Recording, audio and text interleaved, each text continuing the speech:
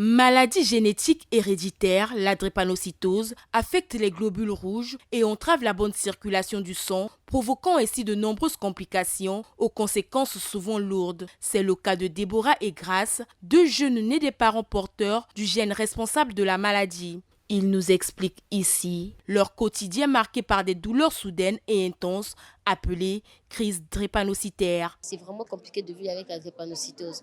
Entre l'hôpital, l'école et d'autres activités qu'on fait déjà, c'est vraiment difficile de suivre le rythme. La crise des drépanocytaires, c'est vraiment quelque chose de compliqué parce que quand ça survient, c'est des heures que ça peut faire. Vous pouvez avoir mal tout le temps. C'est-à-dire que vous cherchez une position à prendre pour vous sentir mieux. L'année passée, ça a été un peu difficile. Les crises étaient à répétition. Mais là, avec le traitement qu'on m'a changé, on m'a mis sous hydréal. Là, quand même, ça fait déjà, je peux dire, déjà, je suis à 8 mois que je ne suis pas encore, que je n'ai pas encore fait des crises. À l'occasion de la Journée mondiale de sensibilisation et de lutte contre cette maladie, le Centre national de référence de la drépanocytose a reçu un don de la Fondation Congo Assistance. Cette organisation, engagée contre la drépanocytose, a mis à la disposition de ce centre une salle de dialyse destinée à améliorer la prise en charge des patients drépanocytaires. La drépanocytose est une maladie chronique et dans cette maladie,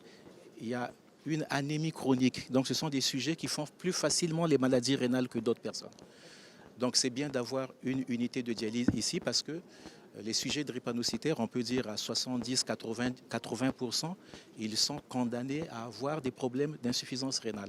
Les perspectives d'éradication de cette maladie au sein du Centre national de référence de la drépanocytose ont été dévoilées par le directeur général de cette structure sanitaire, laquelle participe activement à la prise en charge intégrée et aux actions de prévention renforcées. L'hémodialyse est un traitement important qui peut sauver, mais qui n'est pas définitif. Quand on a un rein qui est abîmé pour longtemps, après l'hémodialyse, c'est la greffe. Donc je vous parlais de la greffe. Il y aura dans les perspectives, nous allons monter une unité ici qu'on appelle une unité stérile, qu'on va faire les greffes de moelle osseuse pour guérir la drépanocytose, pour donner des chances aux enfants et aux personnes qui ont des cancers du sang. Donc ce centre sera mis en place grâce aux efforts du gouvernement et encore au plaidoyer de madame. Et ce qui permettra, à côté, que nous développons aussi la greffe de rein. Parce que la dialyse, elle est provisoire.